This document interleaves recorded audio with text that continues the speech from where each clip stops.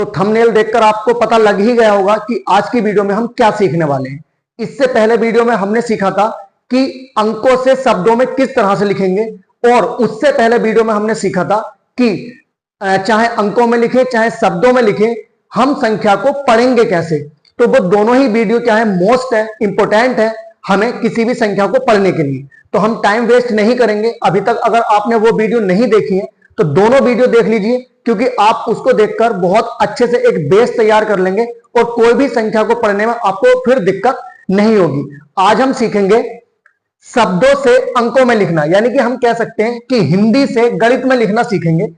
कोई सी भी वीडियो हो, इस क्रम में 3 वीडियो हैं जो अभी मैंने 2 बताई कि अंकों से शब्दों में लिखना और संख्याओं को हम किस तरह से पढ़ते हैं। उन दोनों के लिए और इसके लिए ये टेबल मोस्ट इंपोर्टेंट है। अगर जिसके ये टेबल याद है इस साइड से भी और इस साइड से भी, यानी कि दोनों साइड से अगर हमारे ये टेबल तैयार है तो हम कितनी भी बड़ी संख्या लिख भी सकते हैं, कितनी भी बड़ी संख्या हम पढ़ भी सकते हैं, चाहे वो अंकों से शब्दों में हो या शब्दों से अंकों में हो। तो ये टेबल मोस्ट है, इस टेबल को याद कर लीजिए। इस टेबल की सहायता से ये सारे सवाल हो जाएंगे। तो देखो हमने यहां हिंदी में लिख रखा है, इसको गणित में लिखेंगे और इसकी सहायता से लिखेंगे। देखें किस तरह से हम इसको लिखते हैं। तो पहला जो शब्द है 25, तो 25 तो आप आसानी से लिख लेंगे, इसमें किसी भी रूल्स की आपको जरूरत नहीं पड़ने वाली। सबको पता है कि 25 किस तरह से लिखेंगे। इकाई धाई, इकाई धाई 25 हो गए। फिर आता है दूसरा 712। देखो 712 कैसे लिखेंगे, क्या करते हैं हम, जो चीज जिस पर आती है उसको हम वैसे का वैसा ही लिखते हैं। इधर से हमने लिखा 712, तो शुरू में जो संख्या लिखी है हम उसको वैसी की वैसी ही लिखेंगे। 7 लिखा है, 7 हमने लिख दिया।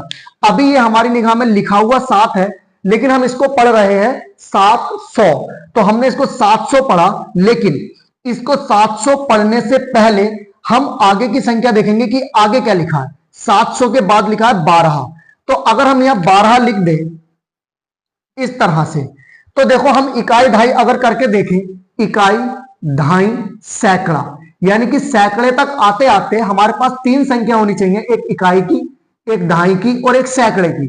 तो सैकड़े तक जब हम पहुंचते हैं तो हमारे पास 3 अंक होने चाहिए।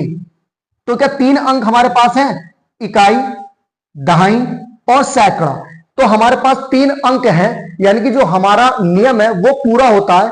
इस तरह से हम कह सकते हैं कि ये जो 712 है वो हमने बिल्कुल ठीक लिखा है।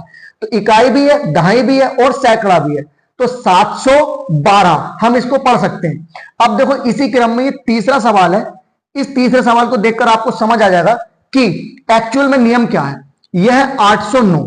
देखो यह है 8, हम क्या पढ़ेंगे इसको 800 और फिर क्या है 9, तो 809 लिखा क्या है ये 8 और 9। तो अब हम इसको चेक करते हैं क्या ये सही लिखा है।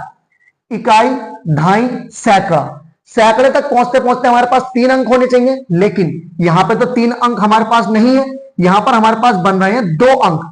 तो अब हम ऐसी कंडीशन में क्या करेंगे, देखो पहला अक्षर क्या है 800, तो हम 8 को तो नहीं छेड़ेंगे क्योंकि पहले जो लिखा है वो वैसी का वैसे ही हमें लिखना है। 800 है तो 8 है, फिर क्या है 9, तो 9 तो हमने लिख दिया, लास्ट में आ गया 9। लेकिन इसमें हम देख रहे हैं कि 100 का अंक भी है, इकाई का अंक भी है, बीच में दहाई का अंक गायब है, तो ये 0 हम इसके बीच में रख देंगे, तो ये पड़ा जाएगा 809। अब देखो बहुत से स्टूडेंट क्या करते हैं कि 809 लिखकर 0 यहां बना देंगे कि 3 अंक तो इसमें भी पूरे हो रहे हैं। लेकिन क्या ये 809 हो रहा है, ये 800 हो गया। देखो 3 अंक तो पूरे हो गए, इकाई, ढाई, सैकड़ा, लेकिन 800 भाई सैकड़े पर क्या आया 8, तो 800, तो क्या ये 9 है, इसको हम 9 नहीं पढ़ सकते ना, इसको क्या पढ़ेंगे हम 90, इसको हम पढ़ेंगे 90। तो 9 किस तरह से पढ़ सकते हैं, या तो हम 9 इस तरह से पढ़ सकते हैं, या फिर इसके आगे हम 0 लगा ले तो भी हम इसको 9 पढ़ेंगे। तो हमने 9 से पहले 0 लगा लिया तो भी इसको 9 ही पढ़ेंगे।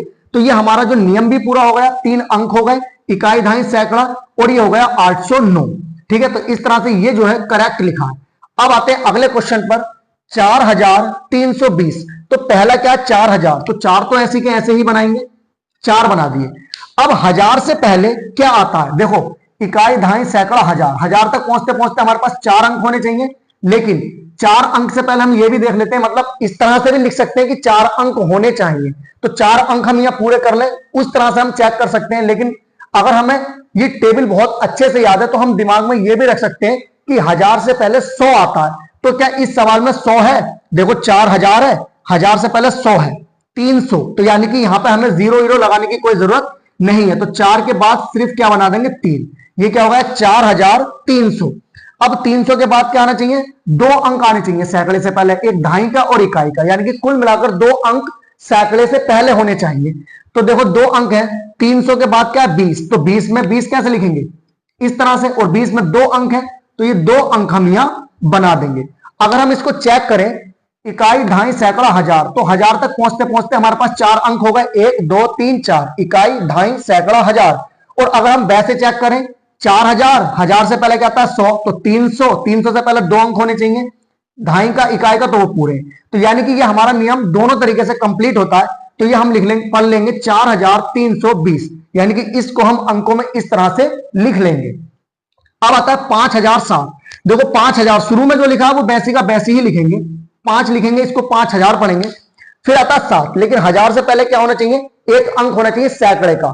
तो इसमें सैकड़े का कहीं भी जिक्र नहीं हुआ है, तो उस सैकड़े की जगह पर हम बना देंगे 0। फिर लास्ट में अंक है 7, तो यहां पर 7 तो एक ही अंक है, होने चाहिए सैकड़े से पहले 2 अंक, तो 2 अंक नहीं है, तो ढाई के अंक की जगह पर बना देंगे हम 0 और लास्ट में लिख देंगे हम 7। तो इसको देखो, इकाई ढाई सैकड़ा, ना ढाई पर कुछ है ना सैकड़े पर कुछ है, इसलिए 0।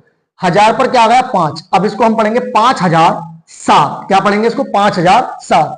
इसी तरह से 6 क्वेश्चन है 28003। देखो शुरू में जो लिखा है वो वैसी का वैसे ही लिखेंगे, 28000 है तो 28 बना देंगे, 28। अब हमारे पास 28000, यानी कि 1000 से पहले क्या होना चाहिए? देखो ये क्या है? 28000, यानी कि 2 अंक आए हैं 1000 में, तो इसका मतलब क्या है? ये 10,000 होगा, ये 1000 होगा। देखो 1000 में 2 अंक आते हैं, एक 1000 का अंक आता है, एक 10,000 का अंक आता है, तो दोनों ही अंक हमारे पास हैं। तो 28000, 1000 से पहले सैकड़ा आना चाहिए, लेकिन इसमें सैकड़े का कहीं भी जिक्र नहीं है, तो सैकड़े की जगह हम बना देंगे 0। फिर आता है 28003, ढाई के अंक का भी कोई जिक्र नहीं है, उसकी जगह भी बना देंगे 0 और लास्ट में बना देंगे 3। तो क्या हो जाएगा? इकाई ढाई सैकड़ा हजार और ये 10,000, दोनों को एक साथ पढ़ेंगे क्योंकि दोनों ही 1000 पढ़े जा रहे हैं, 1000 10,000, कुल मिलाकर क्या होगा? 28,000। सैकड़े पर कुछ नहीं, ढाई पर कुछ नहीं, कुछ नहीं पढ़ेंगे, 3 है तो 3 पढ़ेंगे, 28,003। इसी तरह से 7वां क्वेश्चन आता है 9 लाख। शुरू में जो है वैसे का वैसे ही लिखेंगे, 9 लाख। फिर लाख से पहले क्या आना चाहिए? देखो लाख से पहले आना चाहिए 1000, और 1000 के 2 अंक होने चाहिए, एक 10,000 का और एक 1000 का। तो हम देखते हैं कि दोनों अंक हैं, 9 लाख से पहले 50,000 और 50 में 2 अंक बनते हैं इस तरह से, तो पूरा हो गया, 10,000 का अंक भी हो गया और 1000 का अंक भी हो गया, 50,000। अब 1000 से पहले होना चाहिए 100, तो 100 भी है हमारे पास, 800 भी हो गया। और 100 से पहले 2 अंक होने चाहिए, एक ढाई का और एक इकाई का, तो 14 में 2 अंक आते हैं तो दोनों लिख देंगे। तो जहां पर भी जो अंक मिसिंग होता है उसकी जगह हम 0 लगा देते हैं।